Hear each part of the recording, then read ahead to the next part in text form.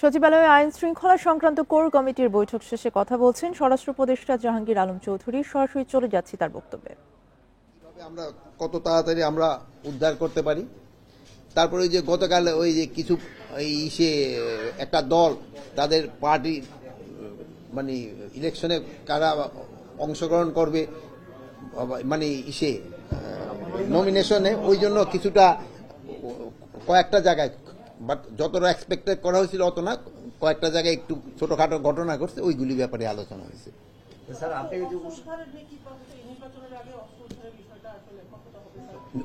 আপনারা জানেন যে এর আগে আমরা ওই জায়গাটা সম্বন্ধে খুব বলতেছিলেন, ওই যে কি জানি বলে চিটাগাংয়ের রাউজান, আপনার বলে রাউজানে কিন্তু আমরা একটা অপারেশন করে কত 11টা না কটা হাতিয়ার উদ্ধার করা হয়েছে না, 11টা হাতিয়ার উদ্ধার করা হয়েছে, এবং ওই সন্ত্রাসীও বেশ কয়েকজনকে ধরা হয়েছে, এবং ওইগুলি কিন্তু আপনাকে ধন্যবাদ, আপনারা কিন্তু এটা মিডিয়াও প্রচার করছে।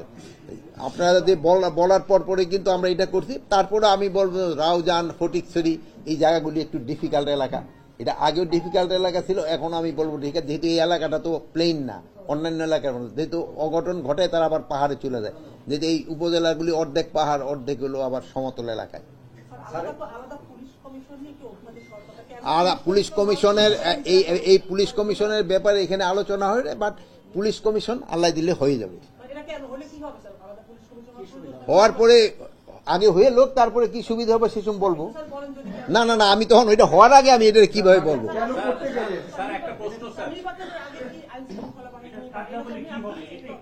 এই যেটা হচ্ছে ওইটা পুরাটা বের হওয়ার পরে আপনাদের আমরা বলে দিব।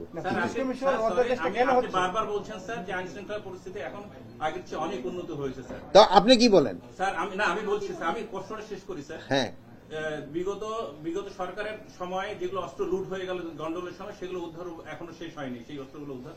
এরই মধ্যে কার্গোতে আগুন লাগলো, সেই কার্গোর স্টোর রুম থেকে অস্ত্র চুরি হয়ে গেল। এত বড় একটা সেন্সিটিভ জায়গায়, যেখানে স্পর্শযোগ্য জায়গায়, সেখান থেকে দামি ভালো ভালো অস্ত্র, খুব উচ্চমানের অস্ত্রগুলো চুরি হয়ে গেল স্যার।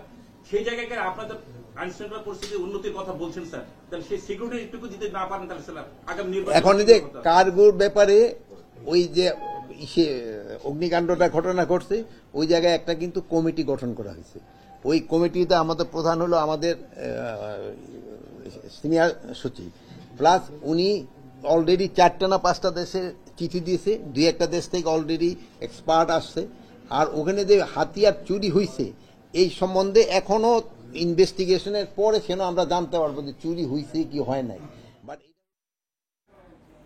সচিবালয়ে কথা বলছিলেন স্বরাষ্ট্র উপদেষ্টা। সরাসরি ছিলাম তার বক্তব্যে।